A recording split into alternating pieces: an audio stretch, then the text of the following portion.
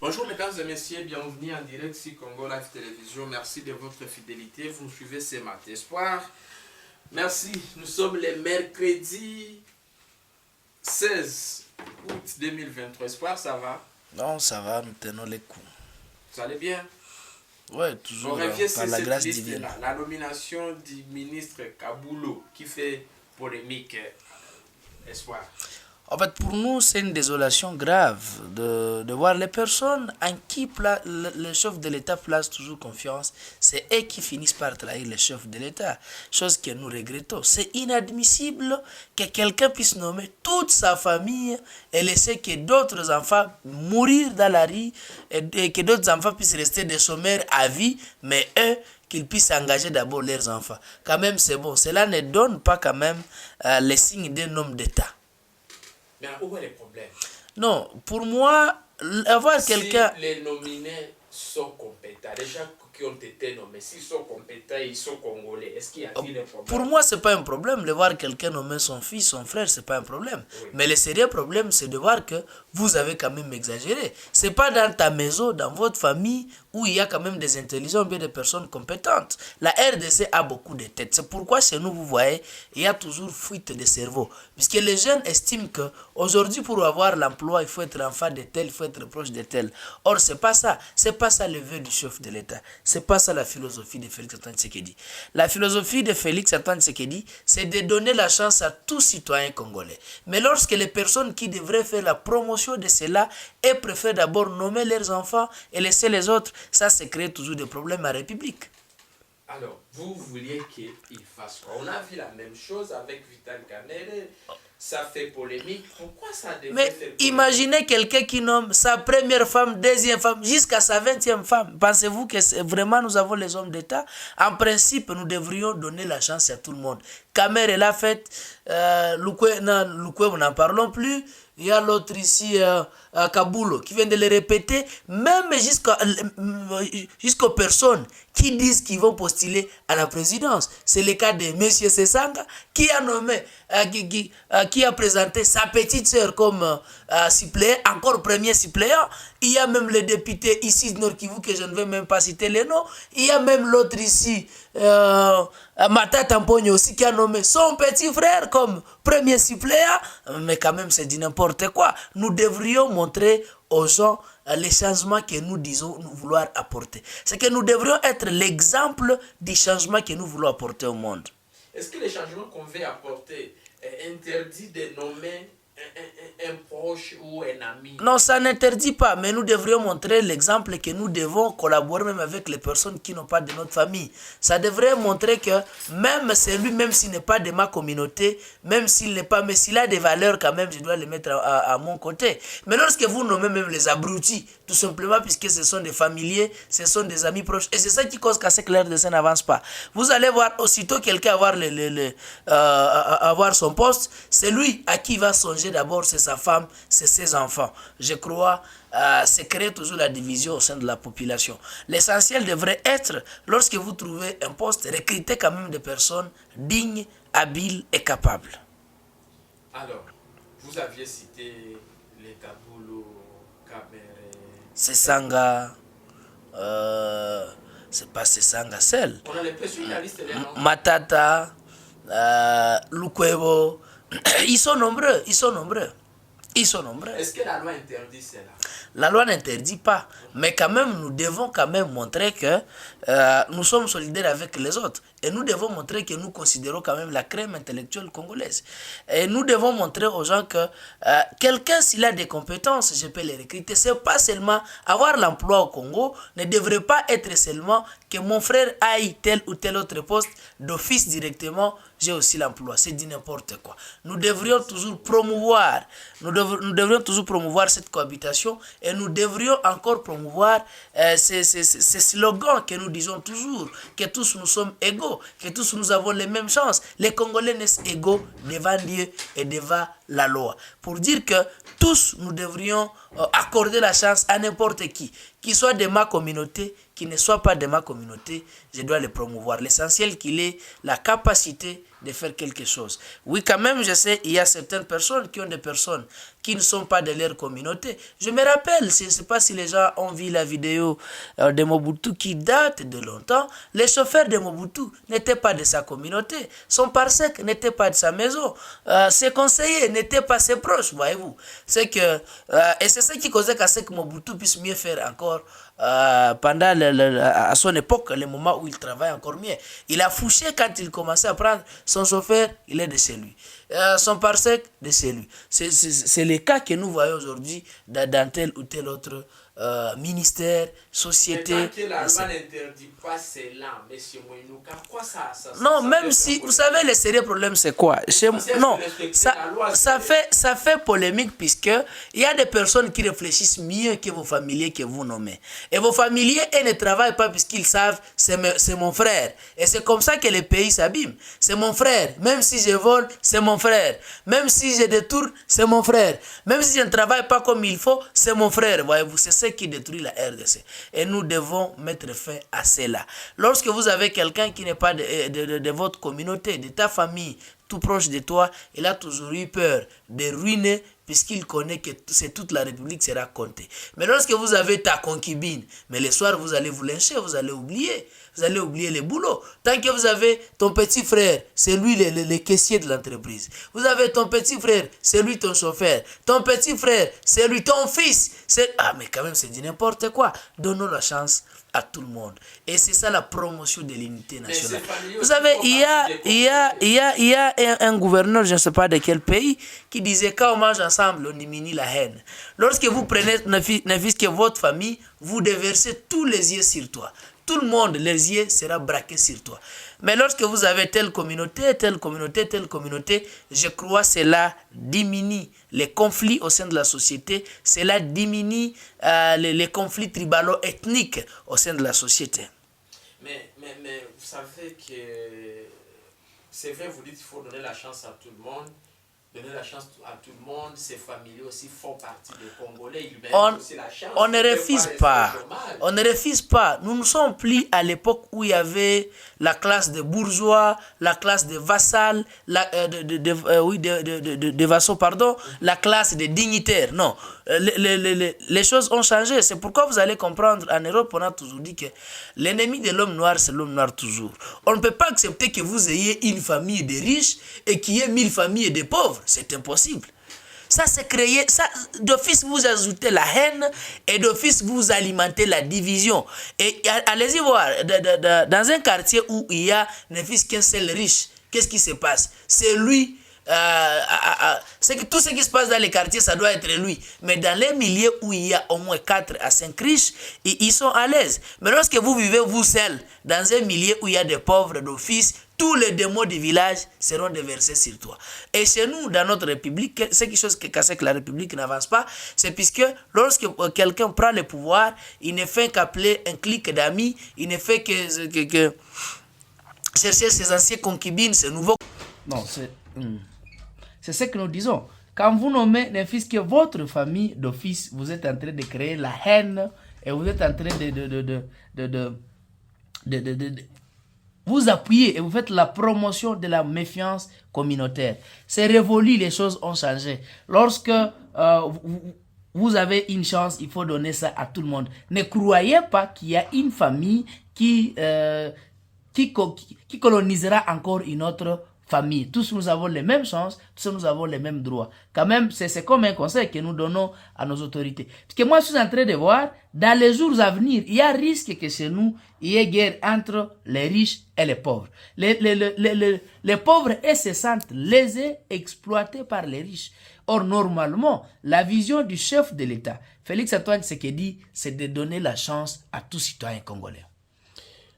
Merci, Espoir. Mesdames et messieurs, vous nous suivez, c'est Congo Live Télévision, vous faites bien et merci de votre fidélité. Espoir, vous aviez suivi les discours du secrétaire général des Nations Unies. Exactement, oui, j'ai suivi le vieux Antonio Guterres.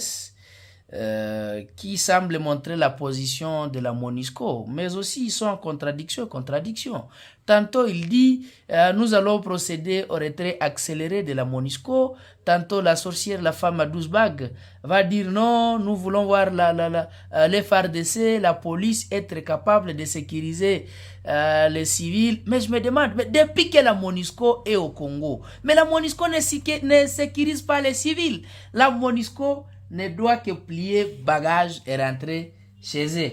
Autre chose qu'on laisse à la population congolaise elle-même, nous allons savoir qu'est-ce qu'il faut faire. Nous allons nous protéger entre nous comme on s'est toujours protégé. Mais à Beni, on égorge à moins de 100 mètres de la base de la MONUSCO. À Rutshuru, on commence à les voir. Ces assaillants avaient pris la ville de Goma en 2013 avec l'appui logistique de la MONUSCO. Ces assaillants, ils ont attaqué la RDC à la présence de la MONUSCO. Et donc aujourd'hui, c'est signalé que la MONUSCO fait du business avec les M23 dans les Rutshuru. C'est que moi, je ne vois pas en quoi aujourd'hui Antonio Guterres peut dire que non, il y a détérioration de la situation sécuritaire en RDC. Or, ils sont là, c'est une vingtaine d'années maintenant. C'est que les autorités doivent comprendre quel est le vœu de la population congolaise. Mais la question aussi, en tout cas, Guterres s'inquiète de la multiplicité, voilà, des groupes armés. Ils sont venus au Congo quand la RDC comptait moins de 10 groupes armés. Moins de 10 groupes armés. Aujourd'hui, nous sommes dans les 144, quelque chose comme ça. Alors, qui est le créateur de ces groupes armés? Qui en est le financier à part leurs personnes, à part la MONUSCO? Les groupes armés, ils tirent les armes où? Or, si vous regardez les biens qui passent à la frontière sans contrôle, ce sont les biens des Nations Unies avec leur immunité. Qu'ils rentrent chez eux, vous allez voir que ces groupes armés vont disparaître d'eux-mêmes. Et nous lançons un message fort à ces Congolais, à ces brebis galeuses qui pensent qu'un bon jour, la RDC va encore revivre ce que nous avions vécu. Nous sommes nés dans la guerre, grandis dans la guerre. Vous devez quand même comprendre cette compassion. Vous devez quand même avoir pitié de vos petits frères, de vos enfants. Déposez les armes et rentrez dans vos villages. Cultiver, nous devons changer nos mentalités. Nous devons comprendre que gagner la vie n'est pas facile. C'est pourquoi les autorités aussi doivent aussi promouvoir la cohabitation, doivent aussi promouvoir la théorie de laisser la chance à tout le monde. Mais lorsque vous engagez vos enfants, vous oubliez les autres, mais vous créez aussi la haine entre eux et qui pousse à certaines personnes aussi d'aller dans la brousse. Chose que nous décourageons. Nous devons tous comprendre que la RDC est un bien commun. La RDC appartient à tous les citoyens congolais. Aujourd'hui, les étrangers, ils nous profitent puisque nous avons certaines personnes qui ne parviennent même pas à comprendre c'est quoi la RDC. Nous avons certaines personnes qui facilitent et qui donnent à dire aux étrangers, aux agresseurs. C'est comme ce qu'a fait Kabulo, comme ce qu'a fait Kamere, comme ce que font d'autres politiciens. Les deux cas. Kamere et Kabulo. Ils sont nombreux. Ils sont nombreux. Là, on revient sur ce parce qu'en écoutant les discours de Guterres, on a l'impression que la MONUSCO n'est pas d'accord avec la question de Wazalendo. Ces groupes, parce qu'on a parlé beaucoup plus de ces groupes-là d'autodéfense. Non, la MONUSCO, vous devez comprendre. Aujourd'hui, l'épine dans les pieds de Kagame s'appelle le jeune d'autodéfense, le Wazalendo. Et la MONUSCO, vous savez, aujourd'hui, la MONUSCO, c'est 80, au moins 50% de ceux-là qui sont déployés au Congo ont toujours eu des futilités, non pas des futilités, ont toujours eu des relations avec le Rwanda. Et la plupart des gens, d'abord il y a des informations qui nous disent que les renseignements militaires de la MONUSCO sont vendus à M. Kagame. Nous sommes en train d'y enquêter, nous allons savoir, puisque nos caméras tournent, nos caméras ne se reposent pas. Et aujourd'hui, la MONUSCO ne peut pas laisser entendre parler de Wazalendo, puisque les Wazalendo font mal. Vous avez vu quand même l'église, il faut qu'on dise, il y a l'église qui apprennent les Wazalendo qui œuvrent ici à Goma, et il y a les Wazalendo qui ont pris les armes. Les Wazalendo civils sont même partis à la MONUSCO, à leur base logistique, pour y ériger le monument de notre héros Emery Patrice Lumumba. Et c'est là, c'est parmi les signaux forts qui montrent, comme nous sommes en train de chasser la France en Afrique, c'est comme ça que nous allons chasser l'Occident en général. Or, quand on parle de l'Occident en général en Afrique, on parle de cette force inutile, négative, d'occupation occidentale, la MONUSCO. Et lorsque ces jeunes Wazalendo, puisque nous avons vu nos mamans, nos papas, nos petits frères, nos petites sœurs, mais j'ai vu même un enfant de 4 ans dans les rangs. Lorsqu'ils sont partis manifester devant la MONUSCO, d'office, c'est un courant qui s'annonce et c'est une flèche lancée qui ne peut être arrêtée qu'après avoir atteint la cible. C'est pourquoi nous disons que la MONUSCO arrête et la MONUSCO, la population, nous devons comprendre, en aucun cas la MONUSCO soutiendra les Wazalendo, puisque la MONUSCO c'est une secte d'occupation étrangère. Et or les Wazalendo sont des nationalistes. C'est que ce sont des choses qui ne peuvent pas marcher dans la même logique. Mais quand même, il faut reconnaître certains efforts qui ont été fournis par la MONUSCO. Je n'ai jamais vu les efforts fournis par la MONUSCO. Ça, je peux vous garantir. Formés en quoi?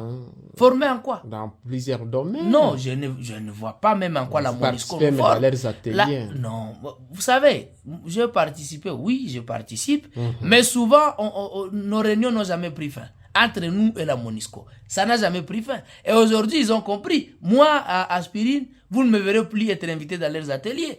Puisqu'ils ont compris que nous n'avons pas une même philosophie. Ils invitent ces jeunes-là affamés. On donne 5 000 francs, on donne 5 $, ils vont applaudir pour eux. Nous, regardez, la fois dernière, nous étions avec eux ici à l'hôtel Jerison. On avait refusé leur per diem. Puisque nous ne sommes pas partis pour manger, pour boire, pour prendre les 5 $. Non, nous sommes partis pour vous dire la vérité et nous leur disons la vérité. Moi, je crois que celles-là à qui ils ont pris comme monnaie facile, comme des personnes faciles à avoir, ils devraient aussi incarner ça. Imaginez si on faisait ça, 50 jeunes dans cette ville, la MONUSCO va comprendre qu'ils n'ont plus l'interlocuteur. Ils doivent rentrer chez eux. Et c'est pourquoi nous appelons toujours à la mobilisation générale. Nos autorités, la population, surtout cette jeunesse. Puisque la jeunesse, nous devons comprendre, c'est nous l'armée de cette république. C'est nous les fervents défenseurs de cette république. Vous savez, l'ingérence de l'étranger au sein de la politique congolaise passe à travers la MONUSCO. Et nous devons bien comprendre que la défense de la patrie, c'est un devoir sacré. Papa, maman, tous préparons-nous. Nous allons arriver à l'époque où nous allons utiliser même les moyens de bord pour faire partir les étrangers sur notre sol. Merci, mesdames et messieurs. Espoir, un message. Il faut qu'on précise. Quand on parle des étrangers, on ne dit pas que tout étranger est à faire partir. Non, puisqu'il y a aussi des Congolais qui vivent à l'étranger. On ne dit pas que non, puisque tel étranger qu'il faut le faire partir. Non. Nous allons faire partir ces étrangers qui sont sur notre sol d'une manière illégale et faire partir ces étrangers qui s'ingèrent dans la politique congolaise. Les étrangers. Et ces étrangers qui ne veulent pas comprendre que la RDC est un pays souverain. Nous avons acquis notre indépendance, quoique c'était fallacieuse, que nous devons défendre et nous devons faire nous-mêmes de ce que nous voulons de notre pays. Ce n'est plus à l'époque où nous devons avoir des ingérences, que ce soit dans des questions électorales, que ce soit dans des questions sécuritaires, que ce soit dans des questions liées au développement de notre patrie. Vous parlez des étrangers militaires ou civils? Confondus. Oh. Exactement. Au sein de la MONUSCO. Mais il y a des civils, il y a des militaires. Mannequins militaires. Et quand on parle de... Excusez. C'est quoi? Et quand on parle des mannequins militaires, ce sont les armes qu'ils détiennent, qui ne font absolument rien.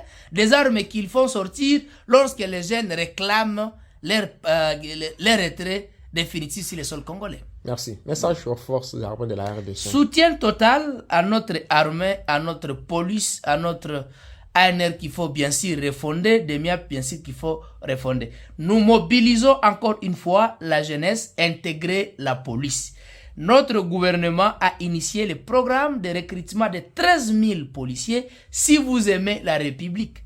Et d'ailleurs, vous qui vous pressez pour la politique, intégrez aussi l'armée, intégrez la police. Si vous aimez la défense de votre patrie, intégrez cette police. Merci. Je crois actuellement qu'on aura les bons policiers qui seront recrutés en respectant toutes les règles de recrutement. Merci beaucoup. Actuellement, c'est lui qui est chargé aujourd'hui de l'administration de la police. C'est que ce recrutement sera sous la conduite du vaillant général Abba Van Kongba, que nous reconnaissons les mérites qu'il a toujours fait. Chers jeunes, intégrons l'armée, la police pour assurer la sécurité. Votre numéro de téléphone, Espoir. Nous sommes sur le plus 243 9 92 66 42 08. Bye. Merci.